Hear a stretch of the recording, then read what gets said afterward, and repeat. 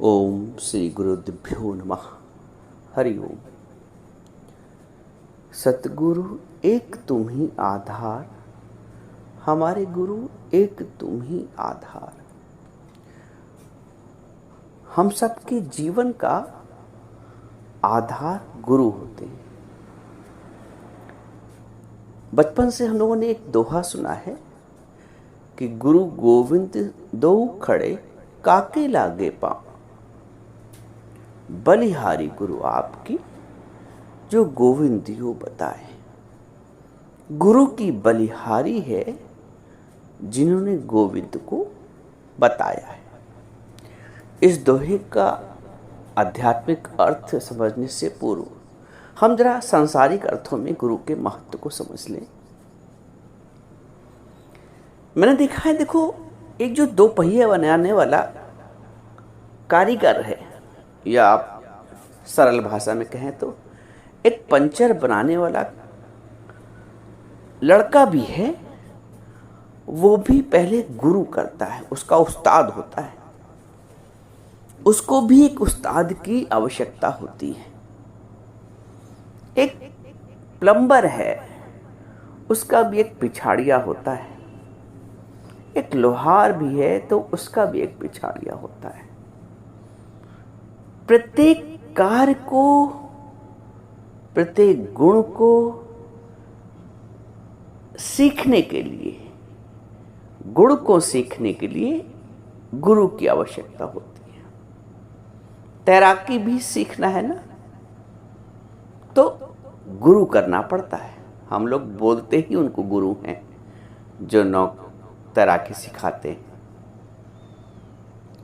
छोटे से छोटे, बड़े से बड़े कार्य क्षेत्र में गुरु की आवश्यकता होती है। अब आप उस लड़के को देखें जो पंचर बनाता है। उसने पहले पहले गुरु की शरण ली और फिर वही जाके कारीगर बन जाता है, एक बड़ा कारीगर बन जाता है। वो जो प्लम्बर है, वो जो लोहार है, जिसने किसी को अपना उस्ताद बनाया है,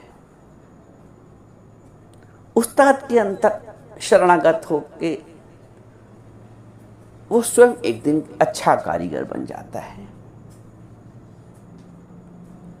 तो क्या यहां पे ये बात सिद्ध नहीं हो रही है कि सतगुरु एक तुम ही आधार, भले ही वो सांसारिक अर्थों में आधार बन रहा है, लेकिन उसके जीवन का आधार तो बना। यदि वो लड़का अपने उस्ताद की शरण में ना जाता तो क्या कभी कुछ सीख पाता? और वही सीख उसके जीवन का आर्थिक आधार बन गई।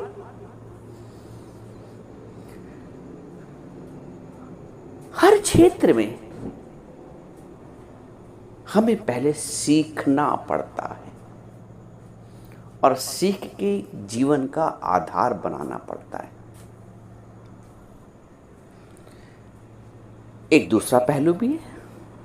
अभी हमने ये समझा कि हर क्षेत्र में, सांसारिक अर्थों में ही सही, हर क्षेत्र में एक उस्ताद की आवश्यकता होती है, गुरु की आवश्यकता होती है। और अध्यात्म के क्षेत्र में तो बिना गुरु के दाल ही नहीं गलती। राम जी आए, उनको भी गुरु करना पड़ा। कृष्ण जी आए, उनको भी गुरु करना पड़ा। नानक जो पल पल नाम रटते हैं नारायण नारायण, उनको भी गुरु करना पड़ा। गुरु के बिना गति नहीं, हमने ये भी सुना है। आज हम ये बातें इसलिए कर रहे हैं क्योंकि गुरु जो है ना,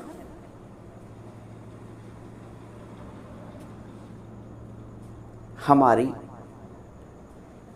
शक्ति है। कौन सी गुरु और कौन सी शक्ति? आध्यात्मिक जीवन, आध्यात्मिक जीवन की चेतना है गुरु। पशुओं का आध्यात्मिक जीवन नहीं है, पक्षियों का आध्यात्मिक जीवन नहीं है। आध्यात्मिक जीवन जीने का जो अधिकार प्राप्त है वो मनुष्य को।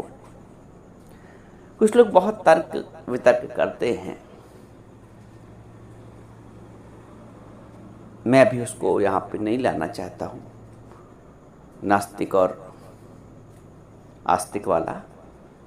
अभी उस विषय को यहाँ पे नहीं उठाऊंगा, लेकिन इतना इशारा काफ़ी है उनको समझने के लिए कि जीवन पशु भी जीता है और जीवन पक्षी भी जीते हैं, जीवन नास्तिक भी जीता है, जीवन आस्तिक भी जीता है।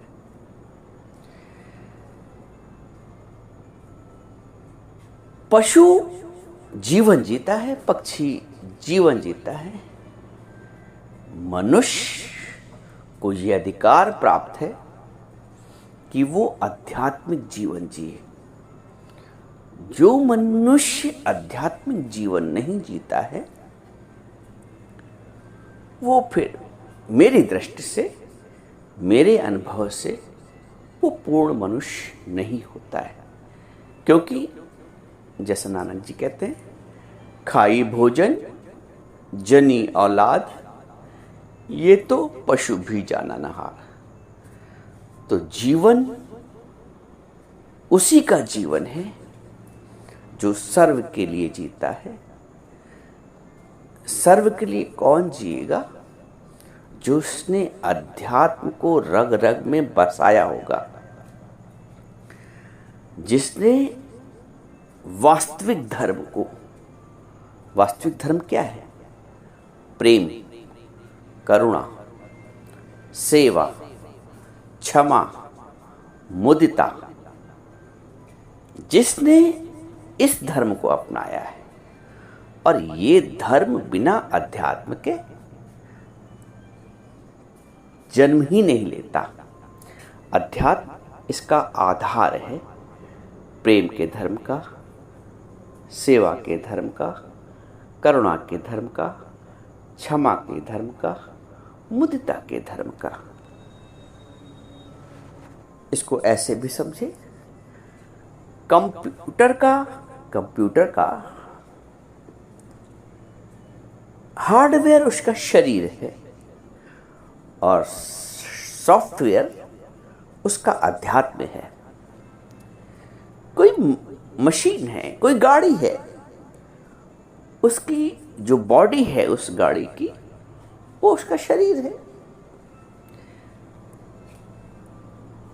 इंजन उसका प्राण है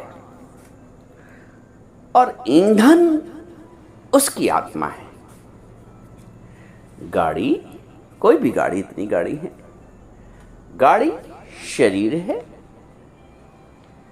इंजन उस गाड़ी का प्राण है और ईंधन उस गाड़ी की आत्मा है, उस गाड़ी का धर्म है, उस गाड़ी का अध्यात्म है। जो लोग नास्तिक होते हैं, कल किसी ने मुझे कुछ ऐसा लिखा, इसलिए मैं आज ये बात उठा रहा हूं थोड़ा सा उत्तर देने के लिए, कि क्या बिना ईंधन के भी कोई गाड़ी चल सकती है?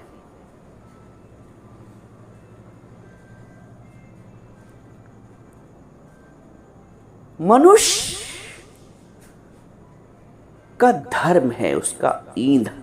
मनुष्य का रूपी गाड़ी की जो ईंधन है वो उसका धर्म है, वो उसकी आत्मा है, वो उसका प्राण है। अब ये बात कौन बता सकता है? एक अनुभवी व्यक्ति जो वहां तक पहुंचा है। वहां तक पहुंचाता है अध्यात्म, और अध्यात्म तक पहुंचाता है गुरु। फिर समझो, जो हमने अपने प्लेटफॉर्म बनाया है जीवन का आधार, मनुष्य के जीवन का आधार, पशु के जीवन का आधार नहीं कह रहा हूं, मनुष्य के जीवन का आधार प्रेम, सेवा, दया, करुणा, क्षमा, मुदिता, ये धर्म है, ये अध्यात्म है। और इस अध्यात्म तक पहुंचाता है गुरु। इसलिए गुरु महत्वपूर्ण हो जाता है। गुरु गोविंद दोऊ खड़े काके लागे पाँव। बलिहारी गुरु आपकी जो गोविंद दियो बताए। गोविंद को बताने के लिए गुरु की बलिहारी। अब समझो इस बात को। और भगवान गीता में कहते हैं, भगवत गीता में, नाहम प्रकाशा सर्वस्य योग माया समावृता। मैं सब कहीं प्रकट नहीं होता हूं तो मैं सर्वत्र। मई सर्वमिदं प्रोतम, भगवान कहते हैं मई सर्वमिदं प्रोतम, मैं सब जगह ओतप्रोत हूं। सूत्र मृगड़ाइव, जैसे एक धागा है, धागे की ही गांठ डाल दी गई, धागे में धागे की गांठ, तो क्या धागे की गांठ और धागा पृथक हुआ? ओतप्रोत है। सूत्रे मणिगड़ा इव, भगवान स्वयं कह रहे हैं न, मई सर्वमिदं प्रोतम सूत्रे मणिगड़ा इव, मैं ओतप्रोत तो सब जगह हूं। और दूसरी जगह भगवान कहते हैं कि नाहम प्रकाशा सर्वस्य योग माया समावृता, मैं सर्वत्र प्रकट नहीं होता हूं क्योंकि अपने को मैं अपनी योग माया से ढके रहता हूं। अब जो ब्रह्म, जो भगवान, जो परमात्मा स्वयं ही अपने को ढक के बैठा है योग माया से, उस अप्रकट को प्रकट सतगुरु करता है। बात समझना, भगवान स्वयं कह रहे हैं नाहम प्रकाशा सर्वस्व योग माया समावृता, मैं सर्वत्र प्रकट नहीं होता हूं और स्वयं को अपनी योग माया से ढके रहता हूं। तो वो जो ढका हुआ परमात्मा है तो ओतप्रोत, बड़ी पहेली है, बड़ा गूढ़ विज्ञान है। रहस्यम ही एतत् उत्तमम, उत्तम से उत्तम रहस्य है। इसको ऐसे कोई समझ ही नहीं सकता बिना गुरु के। तो नाहम प्रकाशा सर्वस्य योग माया समावृता, जो ढका हुआ है, जो पर्दे में है, उसको प्रकट करता है गुरु। इसलिए बलिहारी गुरु आप, इसलिए गुरु की बलिहारी है। इसको ऐसे समझो, दूध में मक्खन छिपा हुआ है, नाहम प्रकाशा। दूध कह सकता है कि मैं सर्वत्र प्रकट नहीं होता हूं, नाहम प्रकाशा सर्वस्व। दूध ये कहता है योग माया समावृता हुआ, समावृता, मैं अपनी योग माया से ढके हुआ। दूध का मक्खन ये कहता है, दूध का तत्व क्या है उसका? मक्खन। कि नाहम प्रकाशा सर्वस्व योग माया समावृता, मैं भैया सब जगह प्रकट नहीं होता हूं, अपनी माया से अपने को ढके रहता हूं, लेकिन प्रकट भी होता है उसका मक्खन दूध का मथने पे। तो वो जो मंथन हुआ ना, ये मंथन का कार्य गुरु करता है। प्रत्येक मनुष्य के जीवन में अमृत है, प्रत्येक मनुष्य का धर्म उसमें निहित है, छुपा हुआ। धर्म क्या है मैंने अभी आपको बताया, शुद्ध अध्यात्म, आध्यात्म के लक्षण भी आपको बताए, प्रेम, सेवा, दया, क्षमा, करुणा, मुक्ता आदि आदि। तो ये सब मनुष्य में छिपे हुए धर्म हैं। संपूर्ण अध्यात्म मनुष्य का जीवन है, लेकिन क्या मनुष्य अपने अध्यात्म को प्रकट कर पाता है जीवन भर? उसका जीवन कहाँ जाता है? खाई भोजन जनी औलाद, अपने लिए जिया, अपने वालों के लिए जिया, जीवन भर स्वार्थ का जीवन, अपना भला हो, अपना अधिक से अधिक देखा, कभी थोड़ा सा तो गुण आया तो अन्य के लिए भी देख लिया।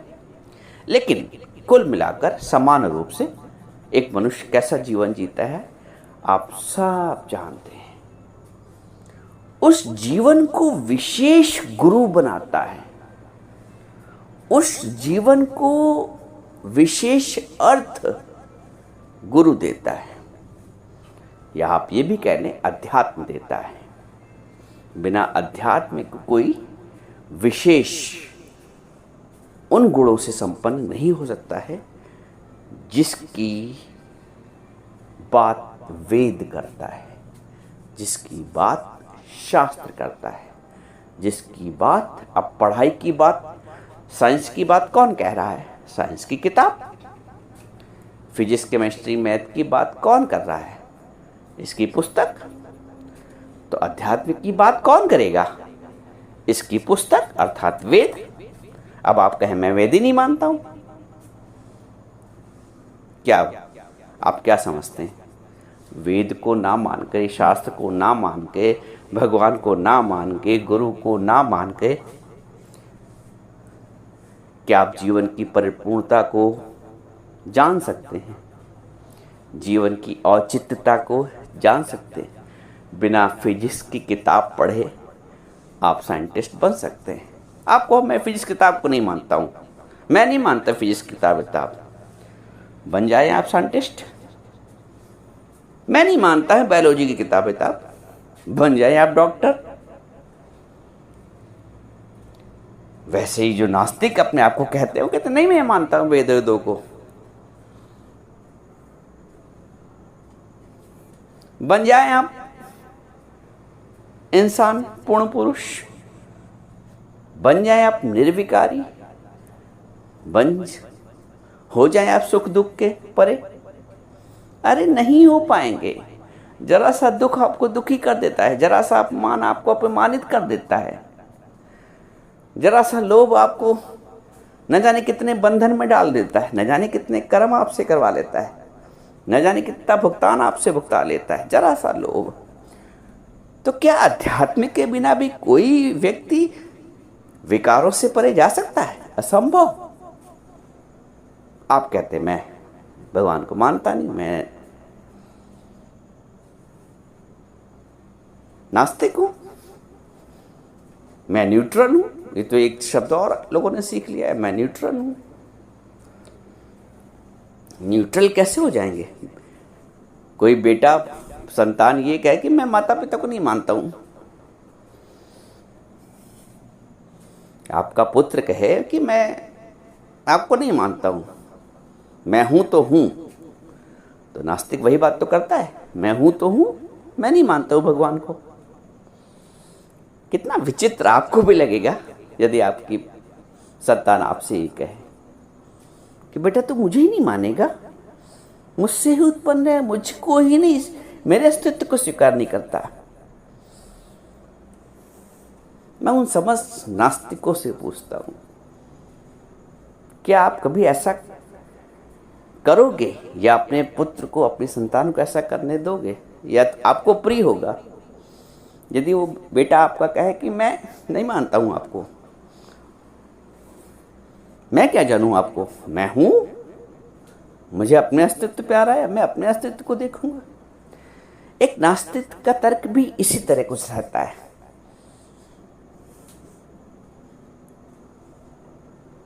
आंख खोल के समझो, आंख खोल के समझो। कल किसी ने कटाक्ष किया कि चाइना वाले नहीं अध्यात्म पढ़ते, वो तो इतने संपन्न हो रहे हैं, उनका जीवन भी तो देखो कैसा है। क्या सब कुछ पैसा है? क्या सब कुछ आर्थिक उन्नति है? क्या है उनको पीस ऑफ माइंड? अरे वो परेशान है, तुम्हें क्या पता, तुमने तो हवाला दे दिया। जाके देखो उनके घर में, उनके अंतर मन में कितनी आग लगी हुई है। ऐसा नहीं खाली उनके आग लगी है, जो भी मनुष्य है जिसने अध्यात्म का सहारा नहीं लिया है, जिसने गुरु का सहारा नहीं लिया, जिसने धर्म का, वास्तविक धर्म का सहारा नहीं लिया है, जिस धर्म की बात मैंने अभी कही, प्रेम, सेवा, सर्व से प्रेम, सर्व की सेवा, सर्व को क्षमा, सर्व के प्रति करुणा, ये वास्तविक अध्यात्म से आती है। ये वास्तविक अध्यात्म की पुस्तक से, ये वास्तविक गुरु से आती है, जो उस गोविंद को, जो ये कह रहे हैं कि ना हम प्रकाशा सर्वस्य योग माया समापता, मैं अपने योग माया से ढका रहता हूँ, सर्व सामान्य के सामने नहीं आता हूँ, सर्व सामान्य के।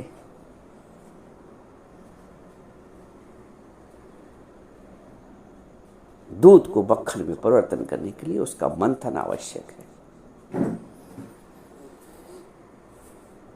मनुष्य को भी धर्म में परिवर्तित करने के लिए, अध्यात्म में परिवर्तित करने के लिए, मनुष्य के आध्यात्मिक गुणों का विकास करने के लिए वैचारिक मंथन आवश्यक है, जिसे हम सत्संग कहते हैं। बिना सत्संग में आए कोई मनुष्य बन ही नहीं सकता। क्यों? इसका हवाला यदि हम रामचरितमानस से ले लें, गोस्वामी तुलसीदास जी कहते हैं, बिन सत्संग विवेक न होई। विवेक की जागृति सत्संग करता है, जिसको हम वैचारिक मंथन भी कह रहे हैं। यहां पर आप समझते होगे कि आप बहुत परफेक्ट हो, पैसा कमा रहे हो। पैसा आपके दुख नहीं हर रहा है, पैसा आपको संतुष्टि नहीं दे रहा है। और यदि आप झूठे विमान में कहोगे नहीं पैसा है, मैं नहीं मानता हूं। बहुतों के पास पैसा है, बहुतों के पास रुतबा है, पद है, प्रतिष्ठा है, अंदर से बहुत दुखी हैं, क्योंकि पैसे ने दुख की निवृत्ति नहीं की, पद प्रतिष्ठा ने दुख की निवृत्ति नहीं की, बंधन से नहीं काटा। जो आघात लगता है अपशब्दों का, उस आघात से आपको नहीं बचाया। आप हो नास्तिक, ठीक है, लेकिन संसार ने आपको, संसार की विद्या ने, संसार की प्राप्तियों ने, जो अचीवमेंट्स हैं, आपको दुख से नहीं बचाया, आपको मृत्यु से नहीं बचाया, आपको अपमान से नहीं बचाया, आपको आवागमन से नहीं बचाया है। आप बहुत से तर्क दे सकते हैं, मैं उन तर्कों में भी नहीं जाना चाहता हूं। मैं आज गुरु की महिमा गाना चाहता हूं, क्योंकि गुरु ही हमारे जीवन का आधार है। गुरु उस गोविंद को प्रकट करता है। इसलिए ऐसे गुरु की बलिहारी है जिसने हमारे जीवन में गोविंद को प्रकट किया है, हमारे जीवन में प्रेम को प्रकट किया है, हमारे जीवन में सेवा को प्रकट किया है, हमारे जीवन में सर्व को भगवत भाव से देखना सिखाया है। ऐसे गुरु पे बलि बल जाऊं। एक बात और समझो, गुरु बहुत महान होता है। हम गुरु की महानता ऐसे समझ सकते हैं, कहते हैं कि एक कहावत करते हैं कि जो पारस पत्थर होता है वो लोहे को आप समान नहीं बनाता। वो लोहे को कंचन तो बना देता है, आप समान नहीं बनाता है। कोई भी उस्ताद आप समान बनाने से कतराता है। गुरु करे आप समान। जैसे गुरु दिव्य होता है ना, दिव्य गुणों से सुसज्जित, गुरु चाहता है कि उसकी शरण में आया हुआ उसका जो शिष्य, आरंभ में तो शिष्य कहेंगे, वो भी दिव्य गुणों से संपन्न हो जाए। गुरु करे आप समान।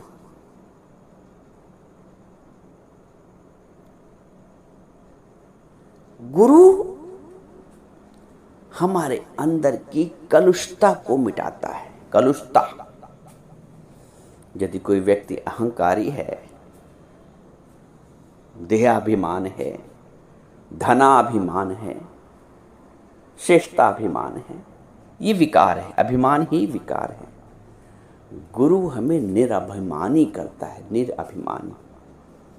कोई भी बिना गुरु के निरभिमानी नहीं हो सकता है। अवतार भी आते हैं ना, तो उनको तीनों गुणों से, ये जो 3 गुण हैं ना, जो मनुष्य को माया में बांधे रहते हैं, सांसारिकता में बांधे रहते हैं, विकार में बांधे रहते हैं, सत्वगुण, रजोगुण, तमोगुण, तो अवतार को भी, चूंकि वो शरीर में है इसलिए, ऐसे तो वो ब्रह्म स्वरूप है, अब चूंकि उसने शरीर को धारण किया है इसलिए उसको भी आवश्यक होता है कि वो त्रिगुणातीत हो। समझना ध्यान से, अवतार वैसे तो ब्रह्म स्वरूप ही है, कल्याण के लिए आया है। अब चूंकि उसने शरीर को धारण किया है, एक शरीर रूपी माया को धारण किया है। माया उसको कहते हैं, मैं संक्षेप में बता दूं, कि जो नहीं टिकने वाली होती है, जो नाशवान होती है, जो नश्वर होती है, और जो क्षणिक होती है, कुछ काल विशेष के लिए होती है, कुछ होती है फिर नहीं होती है। माया दिखने में आती है पर नहीं होती है। तो चूंकि अवतार ने भी शरीर को धारण किया है, तो वो भी गुणों से लदा हुआ है। गुरु इन त्रिगुणातीत नहीं है, वो गुणों से मुक्त नहीं है। उसको भी त्रिगुणातीत होने के लिए गुरु की शरण लेनी पड़ती है। राम जी ने वशिष्ठ जी की शरण ली त्रिगुणातीत होने के लिए।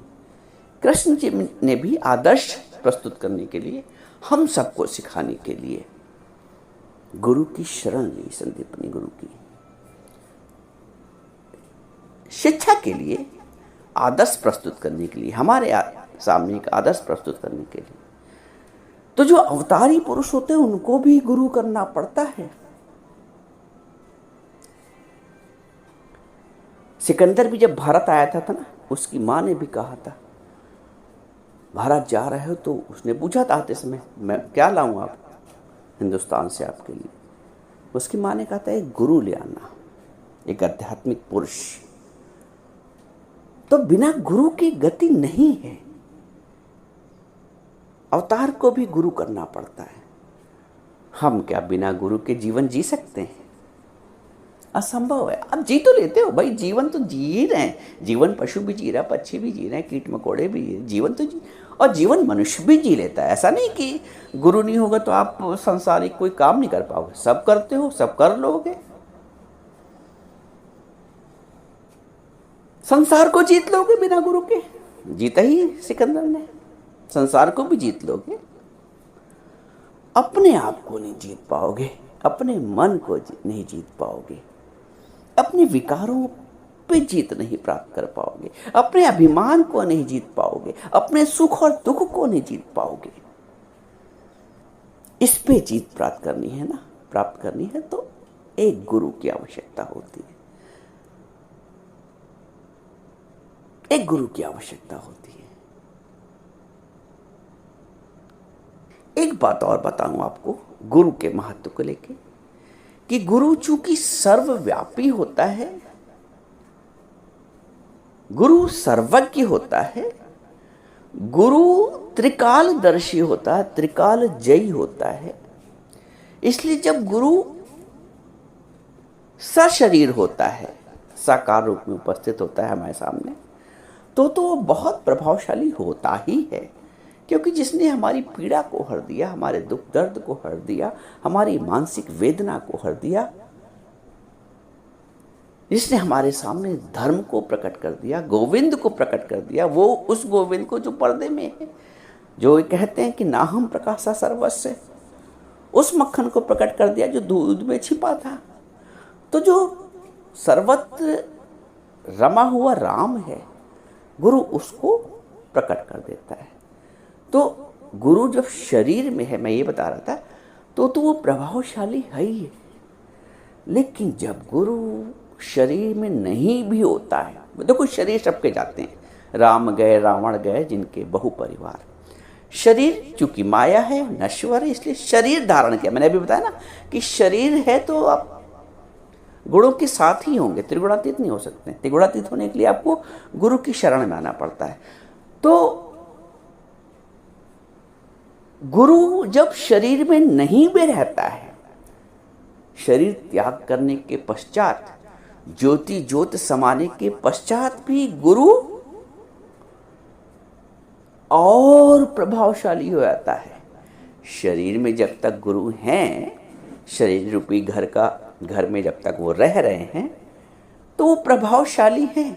और जब शरीर रूपी घर को छोड़ देते हैं, तो गुरु और भी प्रभावशाली हो जाते हैं, सर्वव्यापी हो जाते हैं, त्रिकाल जयी हो जाते हैं। हमारे गुरु ने हमको ऐसा ही जीवन दिया है।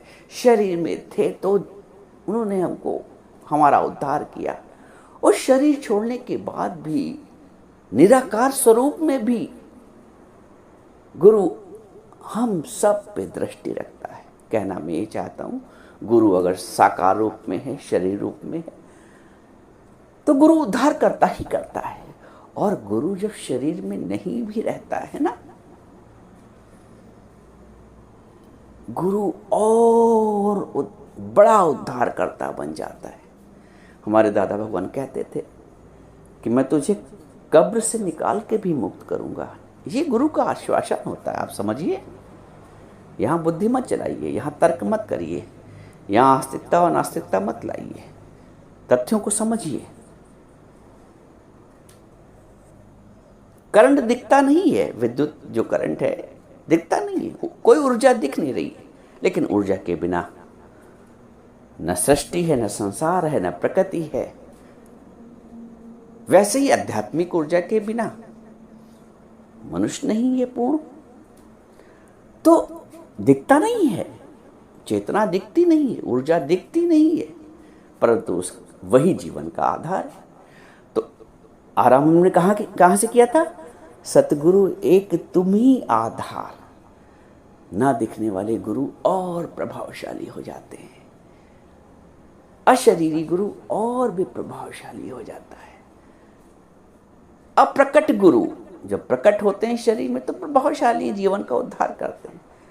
गुरु अप्रकट होने पर भी, अप्रकट रहने पर भी, अप्रकट होने पर भी और से और अधिक प्रभावशाली हो जाता है। तो हमारे जीवन का आधार हमारे गुरु हैं।